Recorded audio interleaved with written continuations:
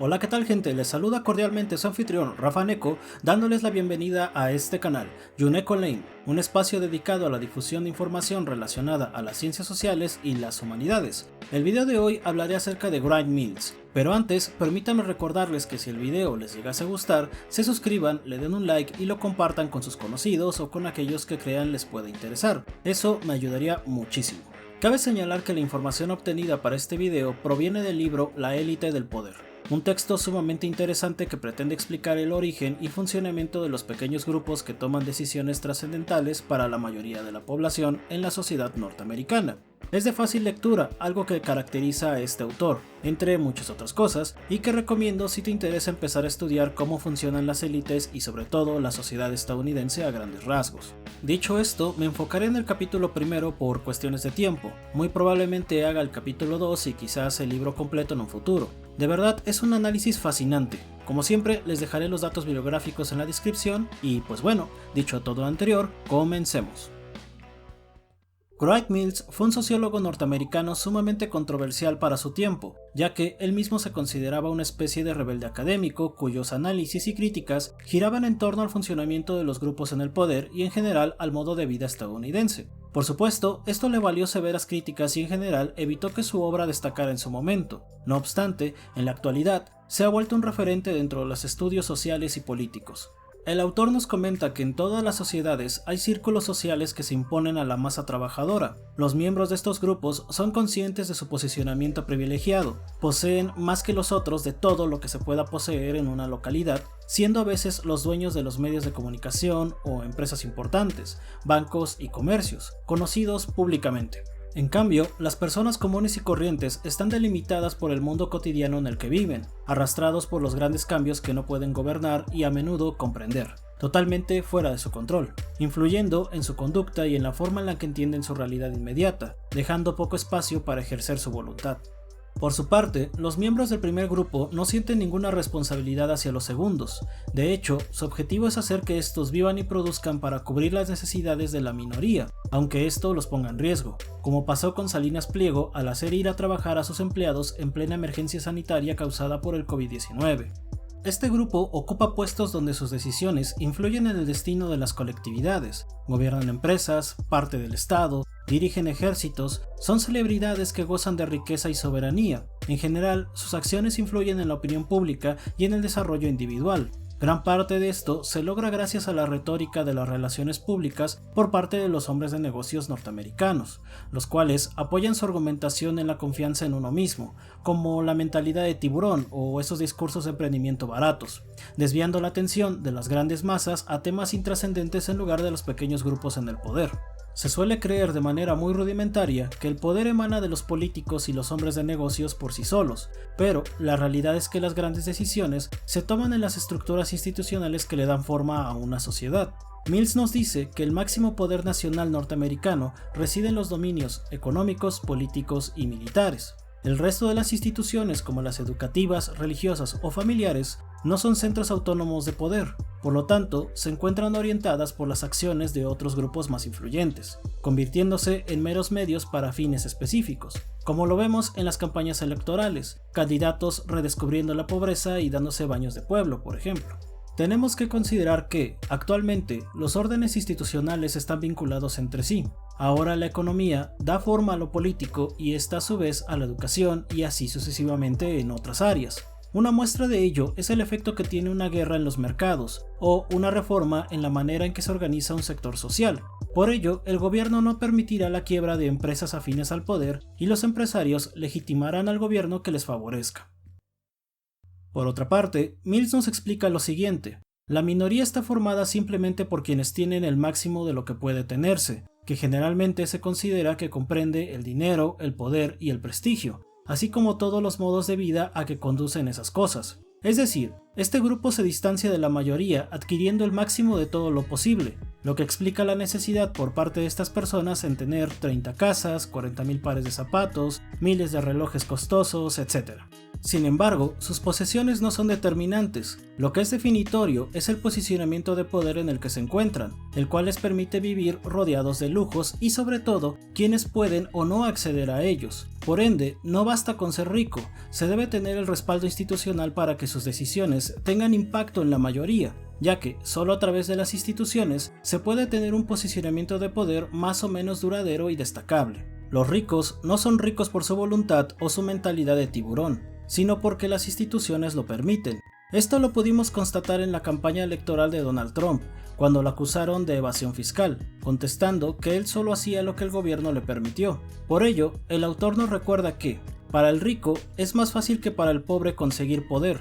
Los que tienen una posición hallan más fácil controlar las oportunidades para enriquecerse que los que no las tienen. No obstante, si tomamos a los personajes más poderosos, más ricos y famosos de Estados Unidos, separándolos de sus vínculos institucionales, de sus recursos y de los medios de comunicación con las masas, carecerían de poder y serían entes oscuros sin presencia.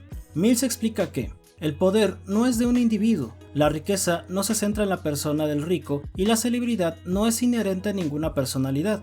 Celebridad, riqueza y poder requieren el acceso a las grandes instituciones, ya que las posiciones institucionales que los individuos ocupan determinan en gran parte sus oportunidades para conseguir y conservar sus valiosas experiencias. Otra característica de las élites, digamos clásicas o tradicionales como las europeas, es que solo se relacionan entre sí, son cerradas y no permiten un libre acceso a su modo de vida. Procuran establecer vínculos entre ellos mismos debido a que sus orígenes históricos son similares, generando conexiones familiares o amistosas con el tiempo, intercambiando fama, riqueza o poder. Aunque esto en el marco histórico norteamericano no es del todo aplicable. Mills nos dice que tengamos en mente lo siguiente. El hecho de que la sociedad norteamericana no haya pasado nunca por una época feudal es de importancia decisiva para el carácter de su élite, así como para dicha sociedad en general, porque significa que ninguna nobleza ni aristocracia creada antes de la era capitalista ha sostenido una tensa oposición con la alta burguesía. Significa que esta burguesía ha monopolizado no solo la riqueza, sino también el prestigio y el poder. Significa que ningún equipo de familias nobles ha ocupado las oposiciones más altas y monopolizado los valores que por lo general se tienen en gran estimación. Dicho en otras palabras, la burguesía norteamericana surge sin oposición, teniendo un campo enorme de ventajas a diferencia de las élites europeas, rico en recursos naturales y humanos. Por ello, el comercio y la industria en Estados Unidos creció de manera acelerada sin ningún tipo de freno. Por ello, se han creado ideologías que avalan o justifican este hecho. Por ejemplo, algunos humanistas dirían que las élites son un grupo de personas que intentan superarse a sí mismas, por ende, son más nobles o virtuosos que los demás a pesar de tener un sinfín de ventajas. No importa si son aceptados o no, lo importante es mostrar elementos de distinción que los separen de la masa mediocre, como las frases tipo mentalidad de tiburón. En ese sentido, Mills nos dice lo siguiente. Las personas que gozan de ventajas se resisten a creer que ellas son por casualidad personas que gozan de ventajas, y se inclinan a definirse a sí mismas como personas naturalmente dignas de lo que poseen y a considerarse como una élite natural, y, en realidad, a imaginarse sus riquezas y privilegios como ampliaciones naturales de sus personalidades selectas. De este modo, ideologías como la cristiana profesan una imagen de contraélite, es decir, se admite que en la pobreza hay más virtudes y dignidad que en la riqueza soberbia, y por ende, la recompensa de no ser rico será una vida de honestidad y rectitud, la cual tendrá una recompensa más allá de esta vida. Por supuesto, como es bien sabido, este tipo de pensamientos al final tienen como objetivo el de funcionar como instrumentos de contención social.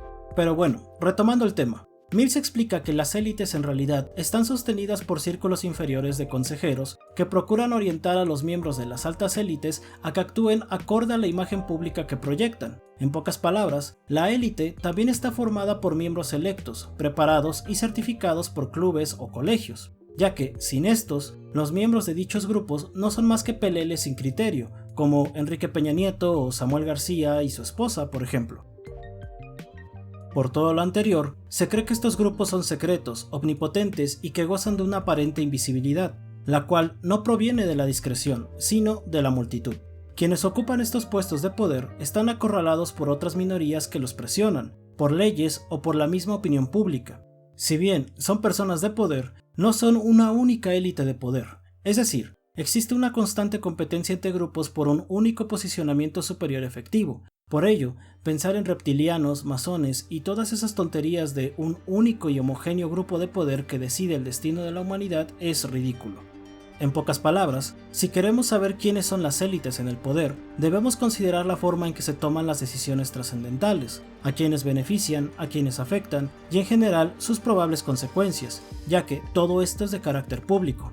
Dicho lo anterior, el autor nos muestra que estos círculos poseen al menos 3 características comunes que nos pueden orientar al momento de definirlos. Primero, las élites solo se relacionan con otras que poseen rasgos psicológicos y sociales similares. Segundo, estas alianzas o uniones tienen como objetivo competir por los puestos institucionales que les permitan tener un mayor grado de alcance con relación a la toma de decisiones. De lo contrario, quedarían aislados. Sin embargo, las minorías no son un reflejo de la unidad institucional. Y tercero, una vez unidas, buscarán coordinar sus intereses para obtener el mayor beneficio posible de las estructuras institucionales. Por otra parte, Mills nos advierte que estos grupos por sí solos no deciden el rumbo de la historia, eso es un sinsentido. Una cosa es definir a una élite y otra generar una teoría de su funcionamiento, ya que los cambios históricos no son visibles para quien los vive. Primero se consolida algo y luego se nombra, nunca al revés. No como cierta transformación de cuarta que conozco, pero bueno. La historia se forma por acciones, no hazañas predeterminadas o acontecimientos planeados racionalmente.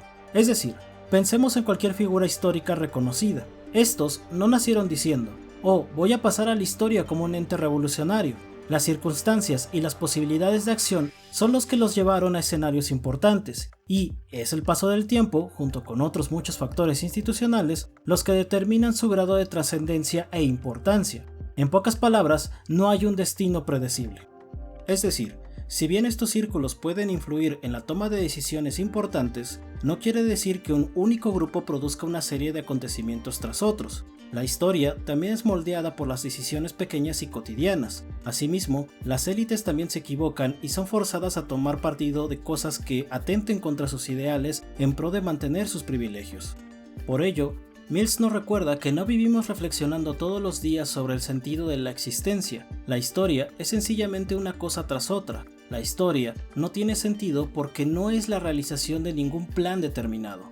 Lo cierto es que todos estamos inmersos en la historia, pero pocos influyen en su desarrollo. Los individuos están limitados por los medios técnicos e institucionales que disponen. El autor nos comenta que es irresponsable profesar lo contrario, porque desvía la atención de aquellos que toman las decisiones realmente importantes, creando una idea errónea de que el individuo tiene en sus manos su propio destino. Claro, esto no siempre es así. Ejemplo de esto son los clásicos discursos que promueven ideologías de emprendimiento, sustentadas en argumentos tan nefastos como los pobres son pobres porque quieren o estás jodido porque no le echas ganas. Incluso se puede presentar el escenario en el que las élites destruyan y creen nuevos órdenes institucionales, limitando aún más el rango de acción de la mayoría en beneficio de unos pocos. En términos generales, ese es el problema que tenemos actualmente. Los canales para ejercer el poder de estos grupos son cada vez más amplios. Pensar que la historia es en esencia el resultado de una conspiración de un único grupo de poder, como una mafia, secta o grupo secreto, a la vez de plantearla en términos de héroes y villanos, es una tontería, y evidencia la falta de interés y esfuerzo en entender los hechos del poder y los caminos de los poderosos. Mills comenta que no debemos ser fatalistas. La guerra y la paz, la miseria y la prosperidad ya no son cosas que dependan del destino, sino son elementos que se pueden dominar por quienes están al mando de los medios de decisión y poder. La gran mayoría debe entonces cuestionar y presionar a estos grupos para que las cosas sean en beneficio de las colectividades. La minoría no es ni omnipotente ni imponente, no hay buenos y malos, solo actores responsables de su realidad. Finalmente, el autor nos dice que seamos conscientes de que estas minorías y sus decisiones tienen consecuencias para el mayor número de personas como nunca en nuestra historia, pero digamos a tropezones, ya que no son un grupo unificado y muchas veces su voluntad está sometida a múltiples intereses tanto locales como internacionales. Por ello, es importante que la gran mayoría conozca quiénes son, cómo funcionan, cuáles son los medios por los cuales pretenden imponer su voluntad, qué fines persiguen, entre muchas cosas más, ya que así se podrá actuar en consecuencia. Bueno gente, hasta aquí el video del día de hoy. Debo decir que es un libro sumamente interesante y creo que casi obligado si te interesa comprender las estructuras de poder norteamericanas y su modo de vida, aunque, por supuesto, podemos ocupar su perspectiva como un referente. La verdad me fascinó y muy probablemente haga otro video abordando el resto de los capítulos, para hablar de otros temas como lo son las celebridades y su influencia, por ejemplo, pero bueno, eso ya será después. Si te ha gustado o te ha parecido interesante este contenido, por favor, déjale un like, suscríbete y compártelo. Les ha hablado su anfitrión, Rafa Neko, deseándoles un excelente día donde quiera que estén. Y nos vemos pronto en otro video. ¡Chao!